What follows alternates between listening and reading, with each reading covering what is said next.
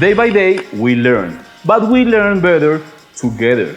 Welcome to Invil On Air, the Instituto Virtual de Lenguas TV and Radio Space. Hoy con ustedes, Linda Gisette Paredes, Pablo Rojas, John Vargas, Jorge Uribe, Oscar Pulido, and I, Leonardo Leguizamón.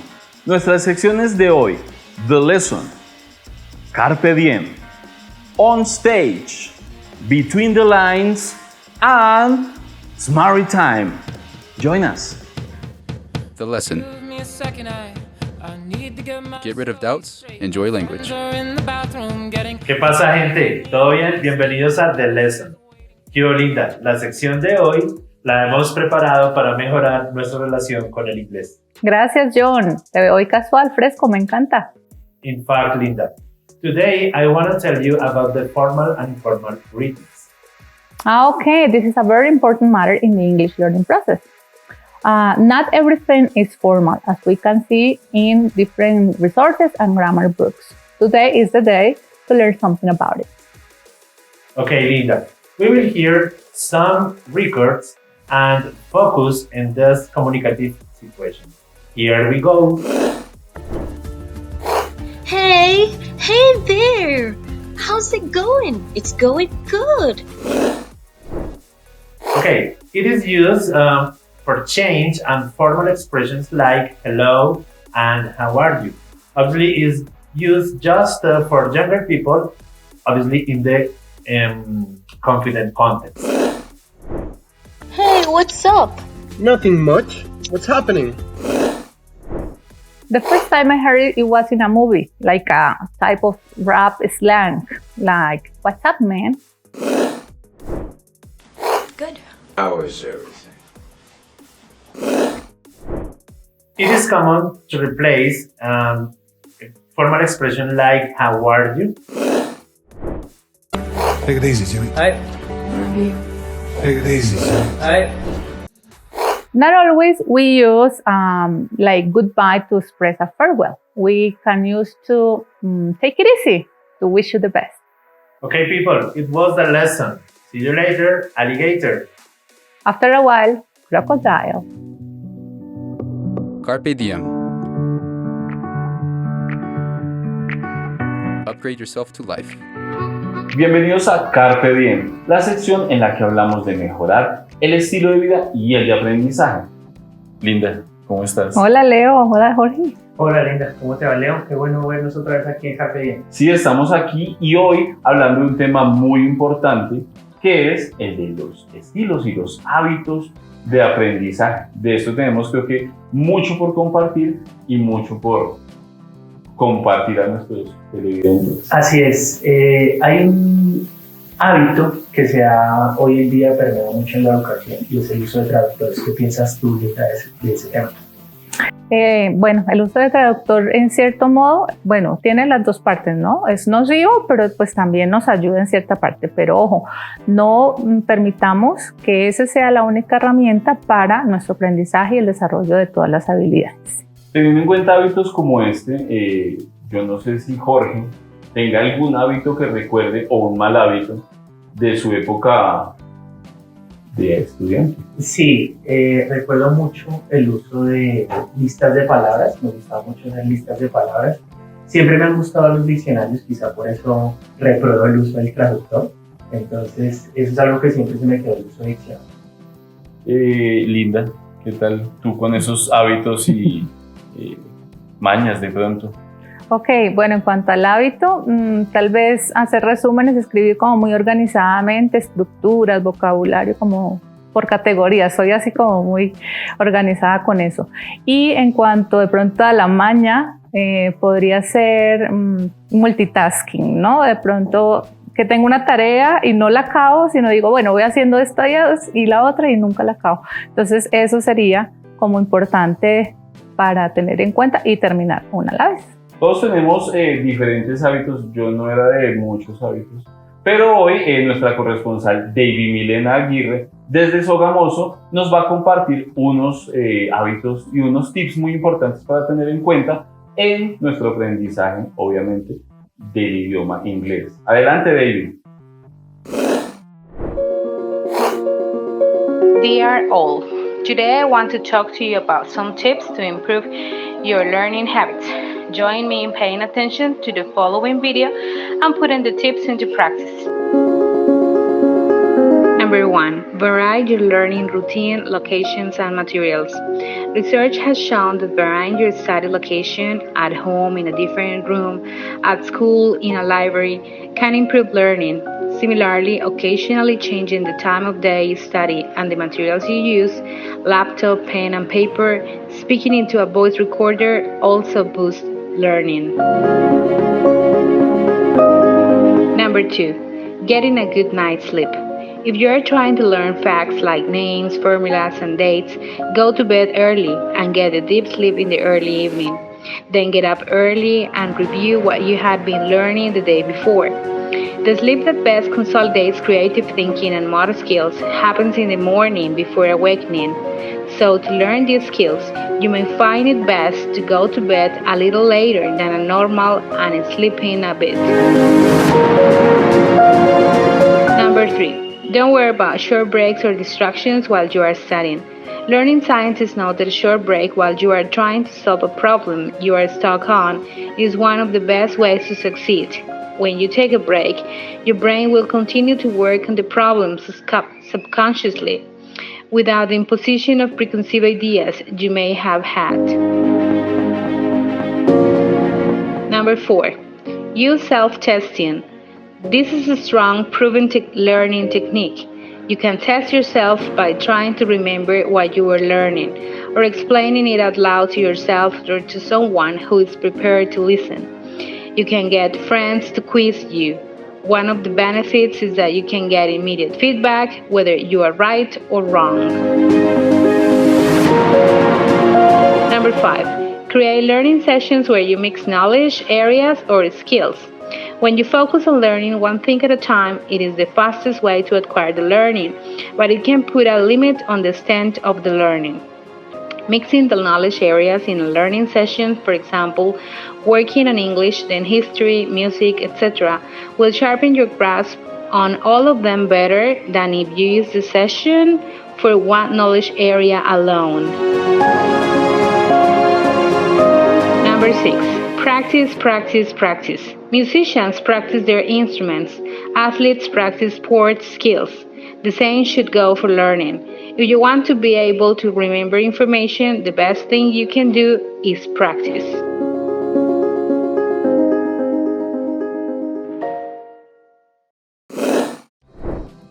Muy interesante, me parece. Hay un par que me gustan mucho. Get a good night's sleep, que es dormir bien.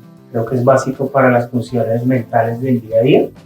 Y el otro es no preocuparse por las distracciones que se pueden presentar en algún momento. Cierto. Y otro que nos dice ella, que a mí me parece muy importante, es como variar la rutina de estudio. No siempre limitarse de pronto al mismo sitio, a de pronto la misma música y otras cosas que hacemos como para volver rutinario nuestro aprendizaje. Sí, también en ese orden de ideas, otro bien importante, una vez tengamos todo el hábito de estudio, ya hayamos hecho todas las sesiones, juiciosos con cada uno con su estilo y demás, es el self-testing, ¿no? Que es como autoevaluarse, ¿verdad? Eso es muy importante para nuestro avance en la parte académica. Sí, que sea una autoevaluación honesta y que nos permita llegar a la meta que tenemos. Invitamos a todos nuestros estudiantes a que tengan buenos hábitos de aprendizaje y que estudien siempre con nosotros en la UNAD y aquí en Inviloner. On stage. Raise your hand and shine. So it is time to be on stage. This is our section which we are going to talk about music, arts, and some kind of talents we have and also our students have, right? So Jorge and John, how are you? Fine, and you? So far so good. Nice to see you here, guys. So, como les veníamos diciendo, es muy importante en el aprendizaje del inglés o cualquier idioma nuestros talentos. ¿Por qué? Porque incentivamos nuestros gustos a través del aprendizaje de cualquier idioma. Por ejemplo, el escuchar música, ir a cine, se incentiva mucho el oído para entender, en nuestro caso, en inglés, ¿no? Sí, me gusta mucho el poder evocador que tiene la música. Siempre que escuchamos una canción nos acordamos de algo en el pasado con lo que tenemos relacionada esa canción. Y asociamos mucho, ¿no? Claro que sí, la música está muy asociada a momentos significativos de nuestra vida y pues los ritmos y las canciones, bueno, todo lo que tiene que ver alrededor de este mundo de la música es muy cercano pues al corazón como tal, ¿cierto? Entonces, desde aquí nosotros siempre motivamos e incentivamos que el aprendizaje se vaya por la línea que a la persona le gusta, lo que más le llama la atención. Totalmente, en mi caso particular, una de las razones por la cual aprendí inglés fue por Toy Story.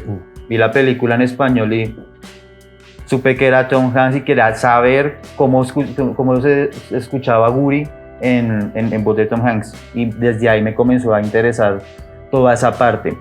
En efecto, Pablo y Jorge, el talento de nuestros estudiantes pues se puede obviamente tangibilizar en ese tipo de expresiones. Es muy importante que nuestros chicos se motiven a participar no solamente en el proceso de aprendizaje, sino que lo lleven a la vida cotidiana. Si ustedes tienen un talento, otros como la danza, la pintura, cualquier tipo de arte, puede compartirlos con nosotros a través de las redes sociales y de nuestro correo electrónico que aparece acá en pantalla. Y nosotros estaríamos muy alegres de presentarles a nuestra audiencia estos talentos ocultos. Este espacio es para ustedes, aprovechen. Between the lines. Words that take you out of reality. Hoy, en Between the Lines, un tema muy importante con Linda. ¿Cómo vas? Bien, gracias. Hoy, hablando con nuestros televidentes y compartiendo este tema con ustedes, les tenemos la pregunta: ¿qué prefieren? ¿El libro o la película? ¿Tú qué prefieres, Linda? Interesante pregunta. Eso depende del estilo de la persona, ¿no? O lo que le guste. Sin embargo, personalmente me voy por el libro. Well, most of the time it is better the book than the movie. By the way, there is a movie that recently won the Academy for Best International Movie at the 94 Academy Awards. And this movie is based on a collection of short stories by Japanese writer Haruki Murakami. Wow. Let's see what Carolina Rojas, our correspondent from Bogotá, has to tell us. Carolina.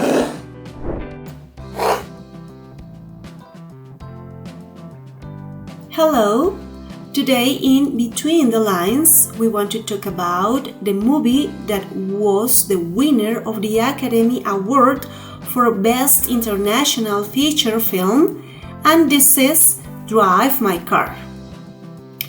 Director Ryusuke Hamaguchi's Drive My Car won Best International Feature Film at the 94th US Academy Awards, which was based on a short story of the same title by Japanese author Haruki Murakami.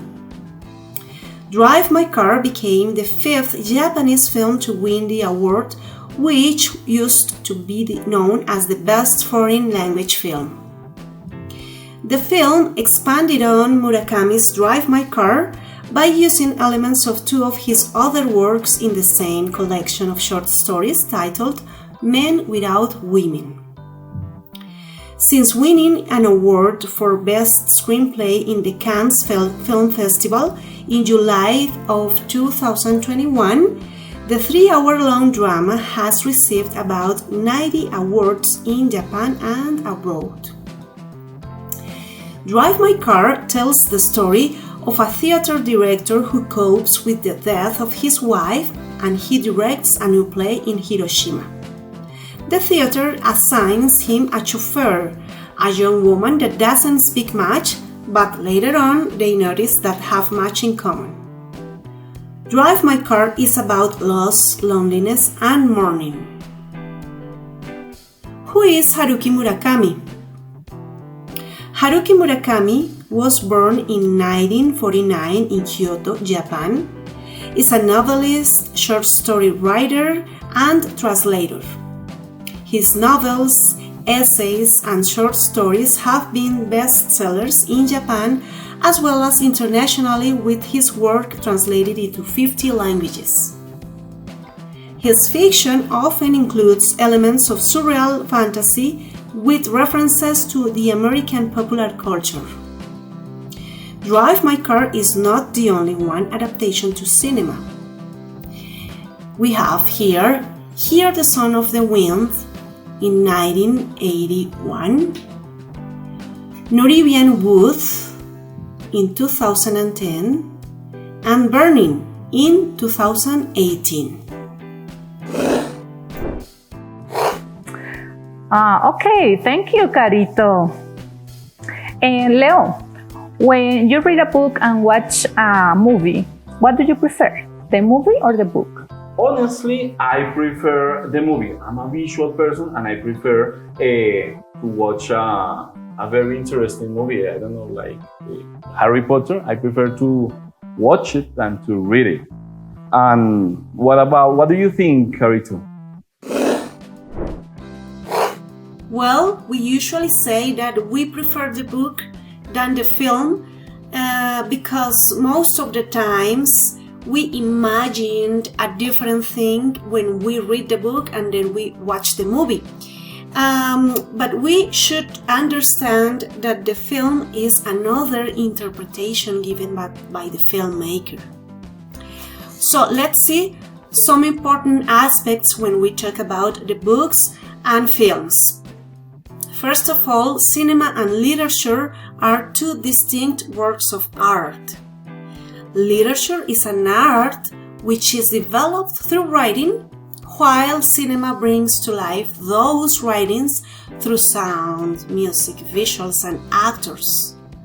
It is, while in literature an event is described as it has happened, in films we can see that it is happening, action is happening. Literature takes its readers on a journey of imagination that is away from the real world, while cinema shows such an imaginative world and the audience do not have to put much pressure on their minds to explore into their imaginations. Literature has all the meanings hidden in itself that are used to develop a film. The purpose of the film should not be a mere copy of literature. Rather, it must have its own characteristics and techniques that motivate the audience to enjoy. Both are somehow interdependent. In a film, a single scene is like a complete sentence or a series of sentences in a book. The power of the audio and visual experience has a long-lasting effort on the audience over the power of written words.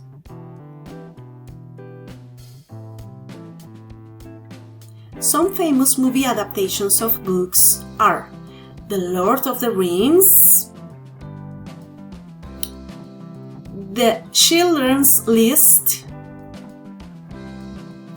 Life of Pi, Fight Club.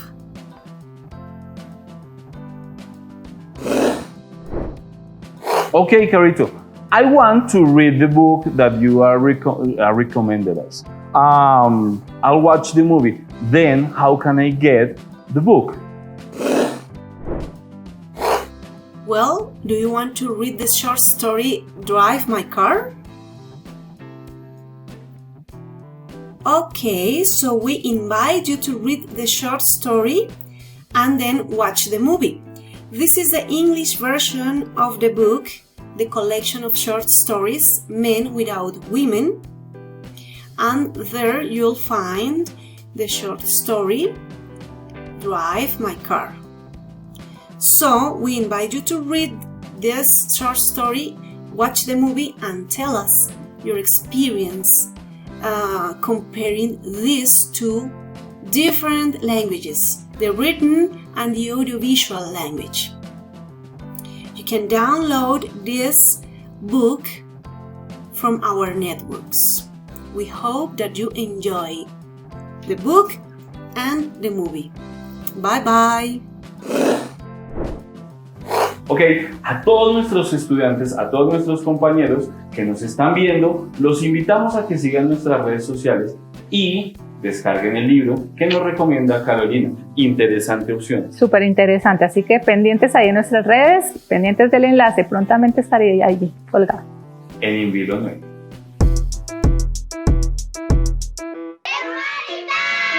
Like, oh my God, you need. It is yours. And it is mine. Smarty time. Welcome to Smarty Time. Pablo, did you know that there are 3 effective habits to the English language learning process? Sure, there are 3 so important strategies for that, and today we are gonna share with you some of them, right? Let's take a look at it. Record new vocabulary in a way that's easy to review. Try using your mobile phone to record vocabulary from your lessons or things you watch in social networks. Or why not create an online poster using Glogster to upload new language videos or images from the class. Try it out! Be active and take control of your own learning. There are many language apps available to help you connect with speakers of English, but the best one by far, in my opinion, is HelloTalk. This app will help you use your language skills outside the classroom. Find interesting things in English to watch, read, and listen to.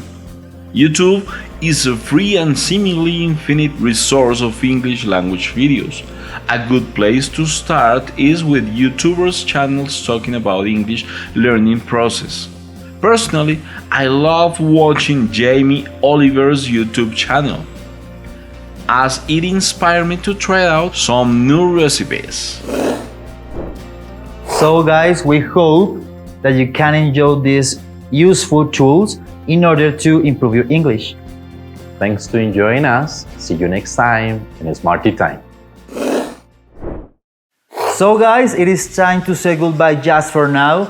We hope you have learned a lot today, and we have the invitation for you to follow us in our social networks.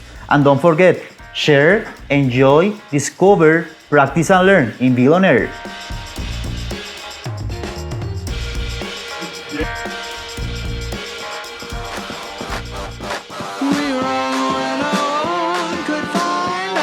Share, enjoy, discover, practice and learn in Billionaire.